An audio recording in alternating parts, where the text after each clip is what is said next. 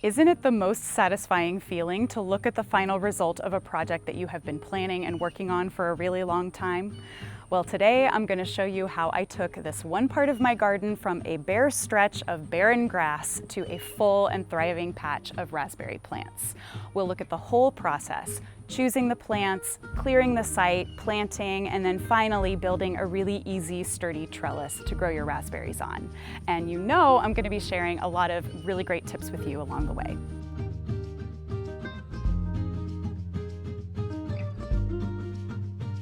Let's talk about raspberry varieties first, because there are a lot to choose from, and you're going to want to be selective and only choose varieties that are well suited to your climate and your growing conditions. But there are two main types of raspberries: summer bearing and then ever bearing, or they're also called fall bearing. And these have some differences in how they grow. They all obviously also have differences in when they fruit. So summer bearing fruits in summer. Fall bearing or ever bearing actually has two crops. It'll have a smaller one in summer depending on how you prune the plant, and that is another topic for another day. But then their main crop is in the fall. So I'm going to show you in just a minute why I chose the varieties that I chose. But first, there are some other considerations too. Not only do you have those two main types, but you also have trailing types that are more vining, or upright types that have sturdier canes. Both types of raspberries need some trellis support, but obviously the vining types are going to need more support to climb on.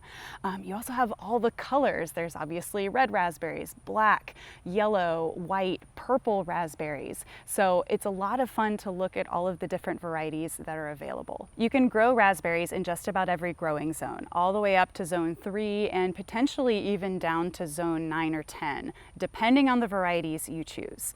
Because in general, raspberries don't like really intense sunny summer heat and humidity, which is ironic because it's exactly what I have as I'm sitting out here sweating. I'll show you in just a minute kind of how I'm getting around that, but variety selection has a lot to do with how well they're going to survive in your conditions. Raspberries also generally like a period of cold. They're going to fruit best in those conditions, but there are varieties that can handle milder winter temperatures. So let me show you what I've chosen to grow here in my hot, humid climate of East Texas. This is zone 8B. Here are my raspberry plants, and let me show you what varieties I've chosen to plant. So this first one, these first couple plants here, are a little bit of a different type of raspberry. It's called Dorman Red, and this is not a typical European raspberry. It's actually a hybrid between that and an Australian raspberry, which is also called a thimbleberry, and that makes it a lot more heat and humidity tolerant, which is exactly what I need. And it's one of the few raspberry types that's proven to grow pretty well in the central eastern part of Texas where I live in. So this is a summer bearing raspberry. It'll bear fruit roughly around June. And as you can see, it is more of a vining, trailing type. So this one absolutely must have trellis support unless you just have gobs of space and you want to let your raspberries trail all over the ground. And with these types of raspberries, I'll be pruning them in late winter. And I'll show you in a future video how to do that. It's a nice sweet red raspberry. It is, however, a raspberry that you need to let ripen really, really completely on the vine before you pick it, or it will be tart. That's going to make it great for jams and baking, and it'll be good for fresh eating as long as I have the discipline to leave it on the vine long enough, and as long as I can, keep away the squirrels and birds. But next we have another type of raspberry down here. I'll show you back here. You can kind of see it. I've got some companion plants around, so it's a little hard to spot, but this is Caroline. I have a couple of these. Caroline is another red raspberry, but this is an ever-bearing plant, so it's going to give me its main crop in the fall. This is another one that's pretty heat tolerant, and you can see how light green and tender the new growth is, and it has survived the summer really well. So I'm very hopeful about how this plant turns out, and it's just supposed to be really delicious. And then finally, down at the end, I have one plant that is a golden raspberry, Anne. I'm seeing just a little bit of damage on this plant, but generally it's still doing really well. I even see some blossoms starting to come, but this is a golden raspberry. It's another ever-bearing raspberry. Something to keep in mind as you're choosing your raspberry plants is that you don't want to plant black raspberries near other raspberry varieties because they tend to be more susceptible to disease, and you don't want anything to spread to your other plants. So if you're gonna grow black raspberries, keep them in a different location. As far as spacing goes, you're gonna want about 3 or so feet between each plant. You could plant them closer together, but they're gonna spread. They're gonna be sending up new shoots from the base of the plants all the time, and it's actually kind of work to keep them contained. So I would keep that spacing requirement.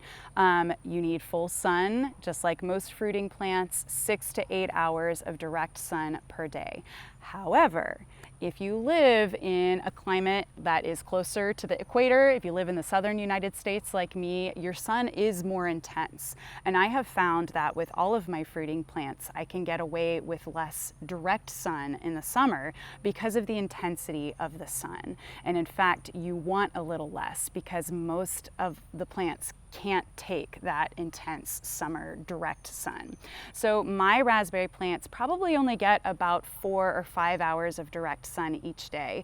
And then in the afternoon, I have some big tall trees that put a little shade in this area of the garden. And here we are, it's late August, and they have done really well this summer. I was super worried about them getting scorched. I'm seeing very little of that sort of burned look to the leaves. I'll show you a little bit closer up, but they're looking really good. If you don't have a situation where you can provide some afternoon shade in the southern climates like mine, then I would definitely plan to put up some shade cloth to kind of diffuse that sunlight and protect them from the really scorching temperatures. For the soil, they like good, average, fertile, well-draining soil, as most plants do. My soil is extremely sandy, so it is very well-draining, but not very fertile. So I did add compost when I planted the plants to just add in some organic material.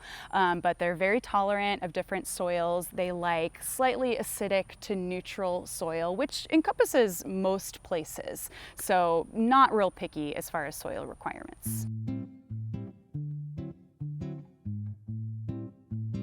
When it came time to planting my raspberry bushes, the first step was to clear away the grass. This was a part of my yard that had never been planted in other than grass.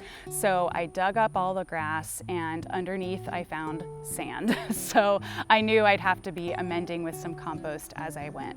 But the next step was to space out my plants. So I measured out the distance I had to plant, the total length of this whole part of my garden. And then I just divided it up into roughly 3-foot sections, and I found out I can fit, I think it was 7 raspberry plants in this area of my garden.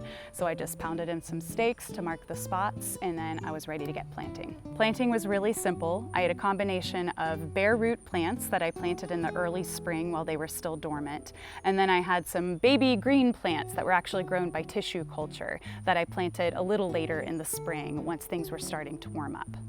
But in each case, I simply dug a hole, and I dug it bigger than I needed to because I did put in some compost into the planting site and mixed it in really well. For the bare root plants, it's just a simple matter of sticking the roots in the ground. You want the crown of the plant, which is that area where the roots meet the main stem, you want that to be right at soil level. You don't want to bury that too deep or it can cause all sorts of problems. So that's my main caution to you if you're planting bare root plants. So once you've kind of got that plant positioned, then it was just a matter of backfilling and watering in really well. Same procedure for the actual little plants that I planted, just being careful not to bury them too deep, and then I loosened up the soil around the base of the plant, and same procedure, just tamped it in and watered it well.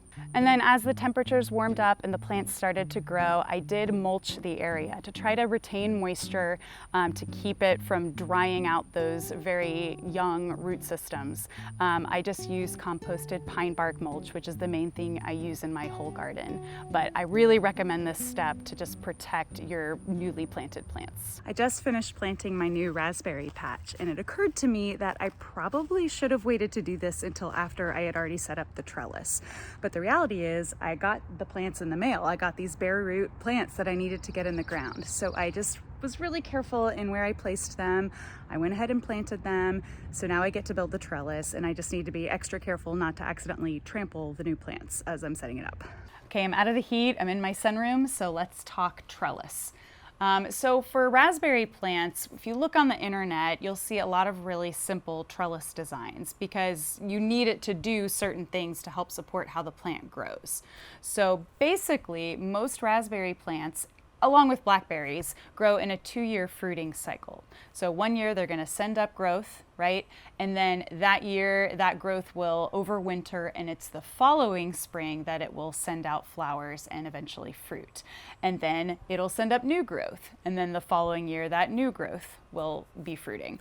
So a lot of trellises are designed with tiers of wires, and you end up attaching the fruiting canes to those wires, which leaves space in the middle for the new growth to come up. And this is so that there's better airflow. It's just sort of a more organized way to grow the plant, and it's also so that you can reach the fruit easier when it comes to harvest time.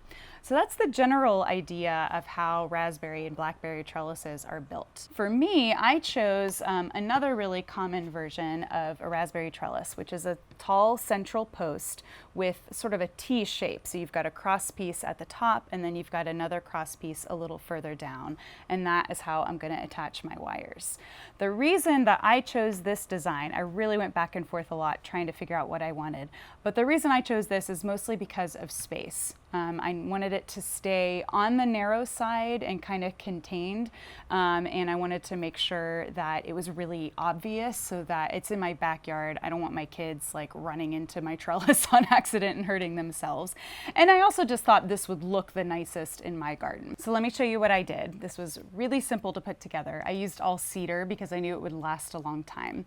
But the main post is made of a 4x4. I got a 6-foot cedar 4x4, and that means 5 feet is above the ground, and I buried it a foot deep. And then for the cross pieces, I used 2x4s. The top one is 30 inches long, and then the one underneath is 24 inches long. So that was the first step, just cutting all of the pieces in length. I think I couldn't buy a 6-foot 2x4, I had to buy an 8-foot, so I just had to cut a couple feet off, and then just cutting the 2x4s to 30 inches and 24 inches, one for each end of the trellis. And then for the assembly, it was really simple. The longer 30-inch cross piece is flush with the top of the post. So that I screwed into the top, just pre-drilled a couple holes, and then used some outdoor deck screws to secure that into place. And then measuring from the top of the post to the top of the bottom cross piece, I decided to do 24 inches. So I did this exact same thing to attach the 24-inch lower cross piece. And I did the same for both ends of the trellis. One down, one to go. It's really hot. For attaching the wires to the trellis, I screwed in an eye screw on the end of each cross piece, if that makes sense. So an eye screw is simply a screw, but instead of the head of the screw, it has a little loop. It has an eye, and that's what I attach the wire to. So I found it easier to pre-drill those holes as well, but really it was just a matter of screwing them in. So I put one on the end of each of the cross pieces. So I needed 8 eye screws in total. And then once you do that, that's it. That's the whole assembly. Now I did do one extra step, which was to paint the bottom foot of each post with asphalt paint. That's fence post paint, basically. And it's for the point of protecting wood from ground contact. So even though cedar is a long-lasting wood, I want to do everything I can to protect it from weather and rotting and termites and ants and things that I know are in my soil. So I painted just that bottom foot that is sunk into the ground with the asphalt paint. And then once that's dry, we're ready to get it into the ground.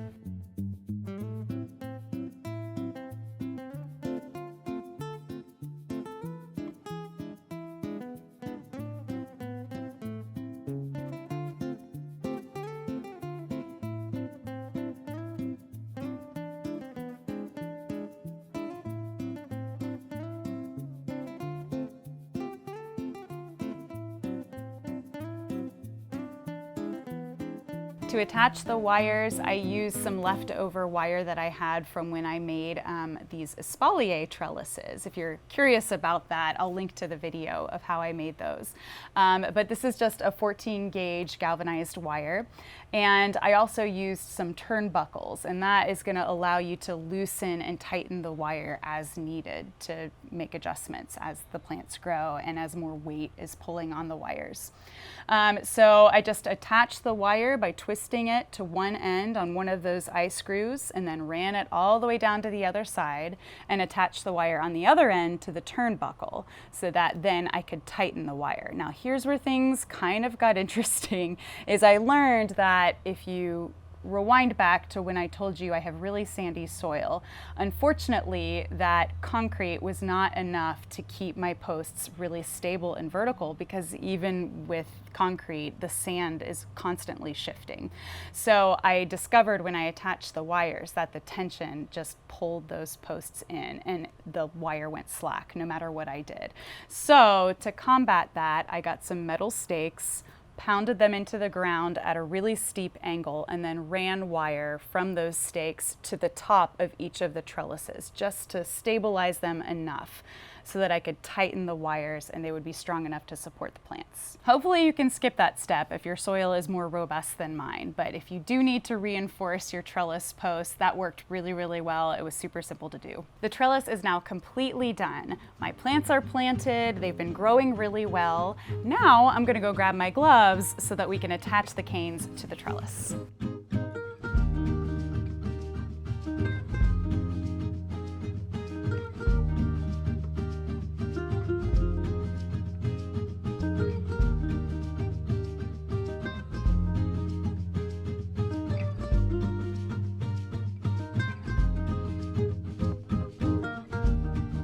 Here's the final product. I'm really happy with how it's looking, and one of the things I really like about how the whole trellis system turned out is that it's working for both of the styles of raspberry plants that I have. And I also am really happy that they survived the summer, so my location was a good choice. But part of that is definitely because I set up drip irrigation.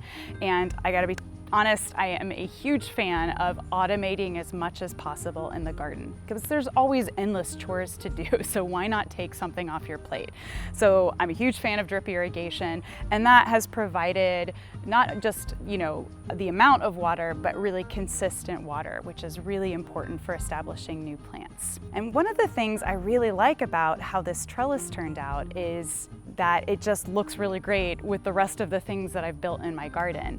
So I have several other videos about some of the other projects that we've done recently. I've got a grape arbor archway, I have an arched melon trellis, I have a freestanding really tall passion fruit vine trellis, and then also just how I built the fence around my garden. So I'll be sure to link to all of those videos for you in the description. Let me know in the comments what type of raspberries you grow and if you trellis them. As always, let me know if you have any questions. Thank you so much for watching, and I'll see you in the next video.